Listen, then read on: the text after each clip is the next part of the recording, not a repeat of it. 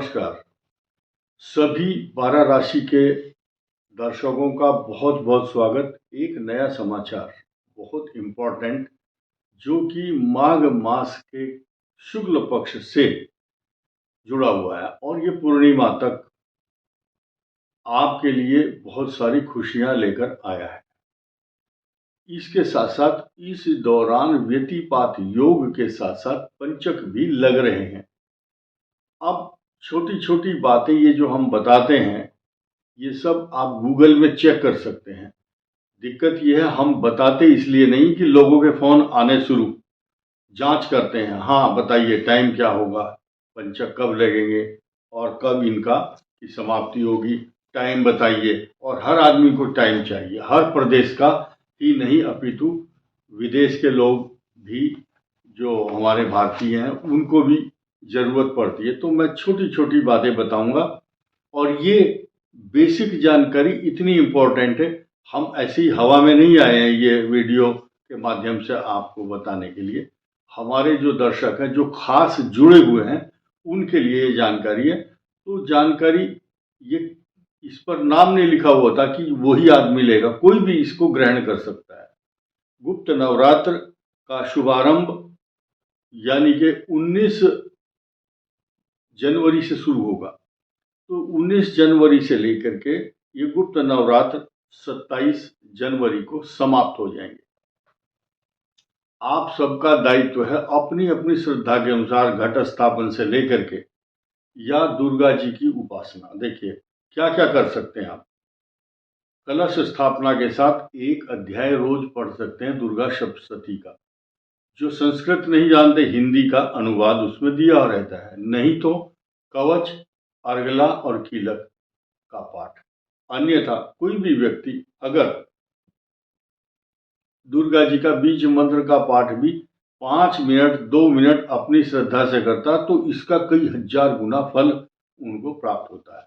वैसे दुर्गा सप्तशती का पढ़ने का इसमें नियम क्या है, पहला और सबसे लास्ट वाला अध्याय पहले दिन करना चाहिए, फिर उसके बाद दूसरा अध्याय और फिर वहां से द्वादश, द्विद्वादश, त्रिरेकादश, चतुर्थ दशम, पंचम नवम और 6 और 8, ये सीक्वेंस है। बाद में लास्ट रह जाता है 7वां अध्याय। तो हम आपको ये नहीं बता रहे हैं कि आप रुद्राक्ष की माला लो, संत बन जाओ, महात्मा बन जाओ, और जितना होता है उतना करना है। एक बार नाम लेने से गुप्त नवरात्र में दुर्गा जी की कृपा से आपको पितृ दोष, वास्तु दोष, कालसर्प दोष या ग्रह जनित पीड़ा अगर होने वाली है तो वो भी टल जाती है। इसलिए ये दुर्गा सप्तशती का पाठ जाप एक बार नाम लो या 108 बार नाम लो। दुर्गा अष्टोत्तर नाम स्तोत्र के साथ साथ कवच, अर्गला, कीलक का पाठ कर सकते हैं। अपने अपनी विषय है आपका, आपकी श्रद्धा, आपका समय है, उसके अनुसार आप कर सकते हैं। आगे बढ़ते हैं। एक नई जानकारी यह है कि जब व्यतिपात योग हो, जिस दिन व्यतिपात योग के साथ साथ और उसमें आ जाए पंचकों का आरंभ हो, तो ऐसी स्थिति में वो जो पक्ष है वो थोड़ा सा कष्टकारक माना जाता है। अब यहां आप देखेंगे पंचक आरंभ हो रहे हैं और उस दिन पंचकों के बीच में ही व्यतिपात योग बुधवार के दिन आ रहा है। ये स्थिति को देखते हुए व्यतिपात योग और पंचक हों तो क्या सावधानी करनी चाहिए। वैसे तो पंचकों में ये 5 कर्म बिल्कुल निषिद्ध हैं, वर्जित हैं, नहीं करने चाहिए, लेकिन व्यतिपात योग जब आ जाता है तो उस समय ये बात ध्यान देनी चाहिए, 5 काम बिल्कुल ना करें। नंबर 1, ईंधन का मतलब फ्यूल। पहले लोग लकड़ी, कंडे, उपले, घर में अन्न और भोजन तैयार करने के लिए, रसोई के लिए, अन्न पकाने के लिए ईंधन, लकड़ियों का संग्रह करते थे। आजकल उसकी जगह ले ली सिलेंडर ने। तो ये तो एक रूटीन है। फिर भी अगर कोई लकड़ी खरीदता है या अगर सिलेंडर भी आप पंचकों में लेते हैं तो आपको क्या करना है, उसका उपाय।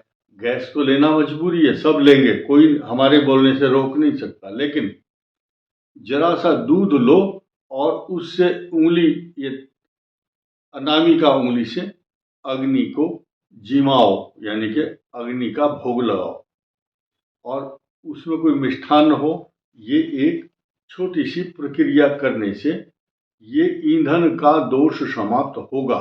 अग्निदेव प्रसन्न होंगे तो उसका कोई हानि, साइड इफेक्ट नहीं होगा। दूसरी बात, कोई भी चारपाई, सोफा, 4 पैर वाला, बहुत से लोग जब चौपाया यानी कि गाय, भैंस, घोड़ा, पशु नहीं लाते हैं, खरीदते नहीं हैं, अगर खरीद लिया तो पंचकों में नहीं लाना चाहिए। और चारपाई, सोफा या 4 पैर वाला कोई भी आइटम घर में ना लाएं या ना बनवाएं, ऑर्डर भी ना दें, अभी रुक जाइए।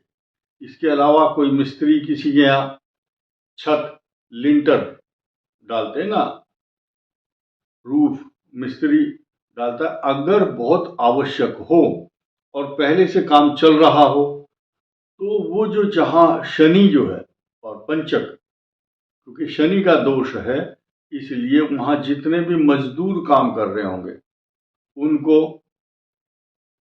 मिठाई और जल, थोड़ा थोड़ा मिष्ठान्न दो, और मिठाई देने के बाद जल पिलाओ, और उसके बाद आप भूमि में दूध से छींटा दे करके, और वहां भी छींटा दीजिए ऊपर, छत के ऊपर, फिर लिंटर डालो, तो उस दोष को समाप्त किया जा सकता है।